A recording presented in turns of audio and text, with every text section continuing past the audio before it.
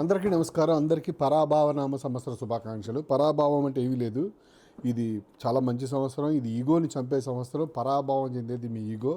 So ఈ పరాభావనామ సంవత్సరంలో నాకు ఒక ప్రముఖ ఆస్ట్రాలజర్ ఇంగ్లాండ్ నుంచి, ఆయన పేరు ప్రభాస్ రాజ్ అంట. ఆ ప్రభాస్ రాజ్ గారు నాకు ఇంగ్లాండ్ నుంచి పంపించాడు ఆస్ట్రాలజీ ఆఫ్ కీ పీపుల్. ముఖ్యంగా ఇది పరాభావనామ సంవత్సరం కాబట్టి ఈ పరాభావన సంవత్సరం హయ్యెస్ట్ ఈగో పీపుల్ని టార్గెట్ చేస్తుంది.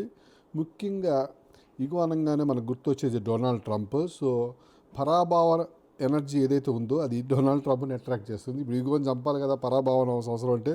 సో డొనాల్డ్ ట్రంప్ జాతకం చెప్పాడు ఆయన.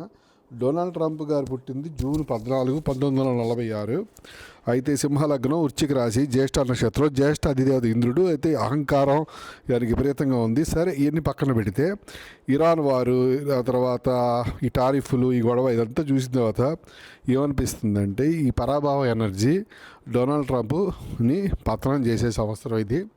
సో ఆయనకి హెల్త్ క్రైసిస్ రావచ్చంట, ఎలక్షన్స్ ఓడిపోతాడంట, ఇంటర్నల్లీ వాళ్ళ పార్టీలోనే 4 పీకుతారంట. తర్వాత already middle class in America కుమ్ముతోంది ఆయన్ని. సో ఈ సంవత్సరం ఆయన పూర్తిగా 80 ఏళ్ళు అలాగే వస్తున్నాయి, ముసలాడు అవుతున్నాడు. బట్ ఫిజికల్ డెత్ కాకపోయినా కూడా ఈగో డెత్ అవుతుంది. మొత్తం ఏదైతే బిల్డ్ చేశాడో మొత్తం నాశనం అయ్యే సంవత్సరం ఇది.